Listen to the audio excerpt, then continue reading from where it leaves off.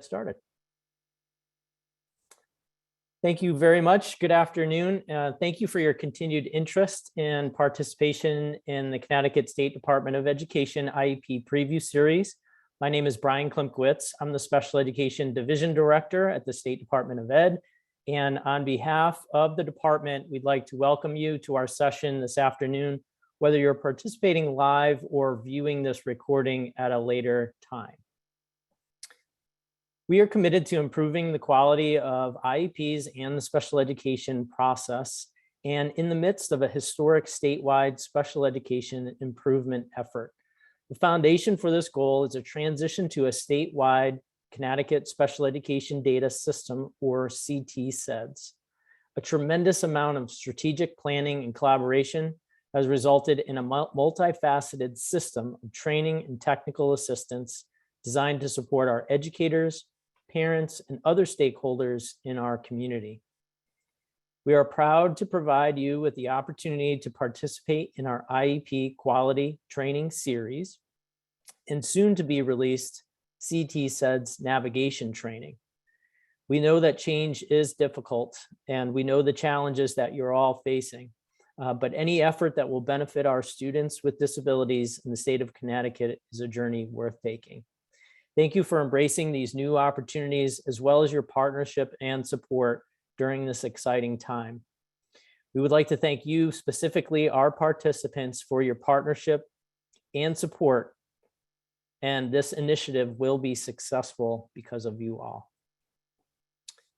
So today is our third session in a series that is designed to preview and highlight various components of the IEP process within CTSEDS. Sessions take place each Monday afternoon from 4 p.m. to 5 p.m. and can be accessed using the same Zoom link for each session. We'll drop the IEP series flyer and full schedule in the chat so you have that as that is accessible, and you can see our complete schedule of activities that started back on March 7th and will continue through the end of May. Today's session is focused on the prior written notice.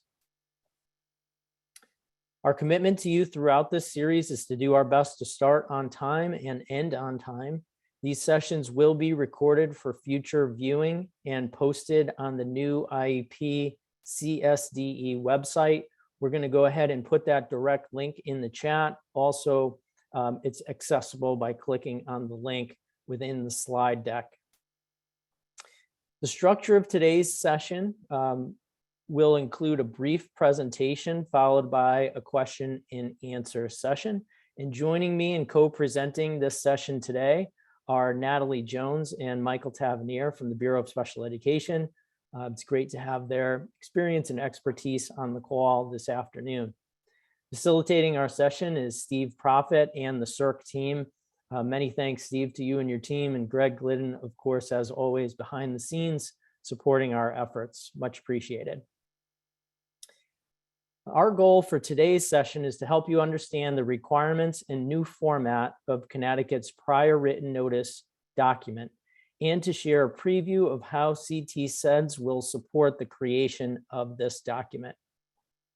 Due to our format within this presentation, you will not have an opportunity to unmute. However, we do encourage you to ask questions via the Q&A panel. If you have a question at any time during our session, please place it within the Q&A panel, which you'll find at the bottom of your screen right next to the chat button. Please do not place questions in the chat panel, as they may not be seen by our presenters. And if we don't have time to answer your specific question live, we will record that question and get back to you as soon as possible. And that information will also inform our future resources and support. So thank you for your active participation.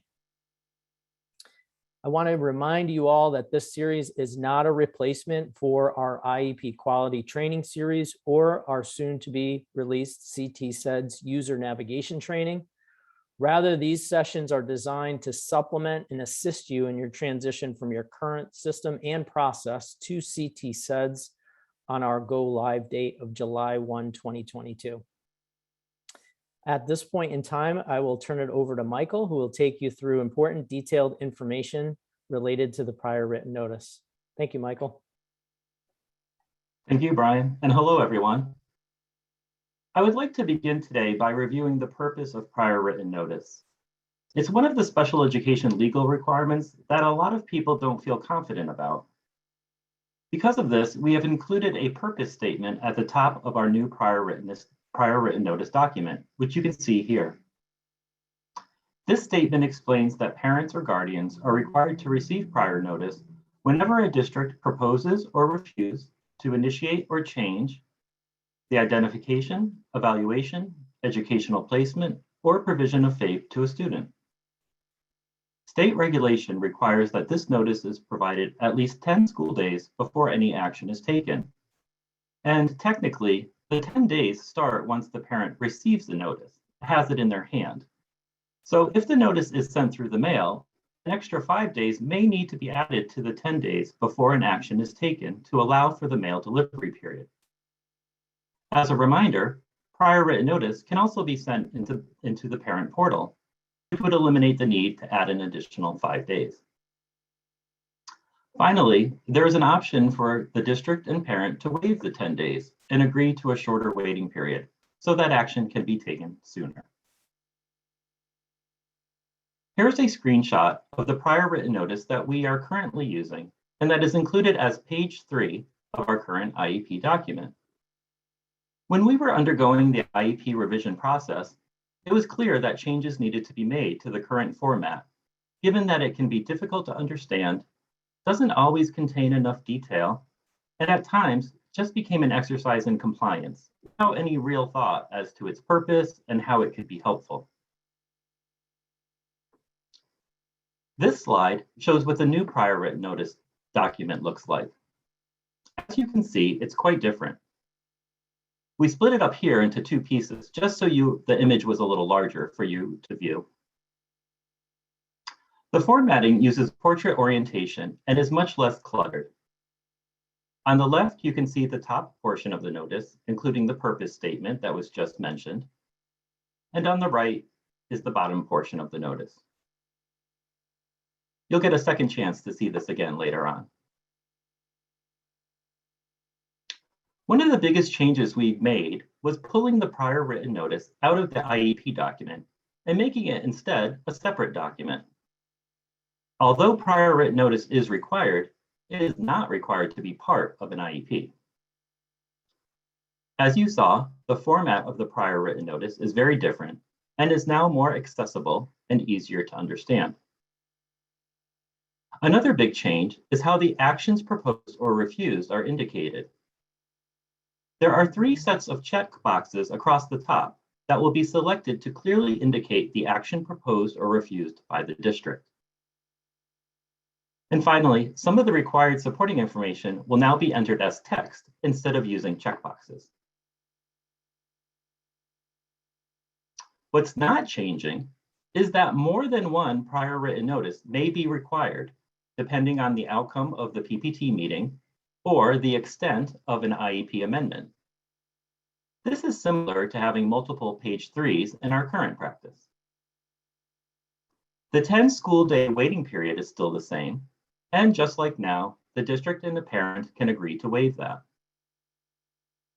Finally, the new form, while formatted differently, does have similar content to what we use now, and that is driven by the regulatory requirements. So let's get into how prior written notice will be completed in the new CT SED system. Similar to other actions we have presented in earlier sessions, the process begins by clicking on the blue link. In the example being shown here, the prior written notice is being created to inform the parent of the PPT's eligibility determination. The first step in creating a prior written notice is to enter the date it is being created, and a hover over calendar function allows the user to just click on a date. The student and parent names will be pre-populated based on information that is already in the system. Something that is new will be selecting the correct combination of choices from the 3 columns that indicate why notice is being provided. First, is the district proposing something or refusing something? Column 2, is it something new being initiated, or is it a change? And 3, what is it related to? Is it identification eligibility, an evaluation, educational placement, or the provision of FAPE, the IEP? In this example, the district is proposing to initiate the child's identification eligibility. In order to support districts with this new model, a resource with examples of the most common actions proposed and refused will be available. It's sort of like a cheat sheet that shows what to check in each of the 3 columns. This next step is to complete the description and reason. The description would be just a bit more detail to explain the above choices. For example, if the PPT determined that the district was proposing to initiate an evaluation, the type of evaluation would be indicated here. That could be a comprehensive psychoeducational initial evaluation or a single targeted assessment, like an occupational therapy evaluation. An explanation of the reason comes next. As you can see here, it is designed as a text box to allow the user to add more specific information. The current form uses checkboxes with an other option. A description of the information and data that were used to support the decision is the last thing in this section. Similar to the reason, the new form will be a text box, while the current form uses checkboxes and a place to indicate the date. Now, this is probably a good place to mention that while some meetings or amendments may result in the need for more than one prior written notice, the reason and data used to support the different actions being proposed or refused may be the same and appear identical on the different notices. This slide shows the date this action will take effect section. The top arrow shows where the user would indicate a waiver is being granted by clicking on the checkbox in the user interface. The bottom arrow points to the waiver statement that will be included on the prior written notice document. Similar to our current form, the user will need to indicate what other options were considered and rejected by the PPT, if any, the reason for rejecting the other options, and indicate any other factors relevant to the action, such as information provided by the parent or student preferences. After all the required fields are completed, the user will indicate how the notice was provided to the parent, select if a translated version is needed, save the content, and then create a draft or a final document. And once again, here is what the new prior written notice document will look like. At the bottom of the form, seen here on the right-hand side, there is additional information where it says, please note. Included here is information about due process options, a reminder of the regulatory requirement to provide the notice in the parent's native language, and contact information for parents to use to get assistance with understanding special education laws and requirements. So in summary, prior written notice is required by federal and state special education law. The new format will support better understanding of actions proposed or refused by the district, and this will hopefully reduce potential conflict between the district and parents over why specific decisions were made. Some information will be in a narrative format and not checkboxes.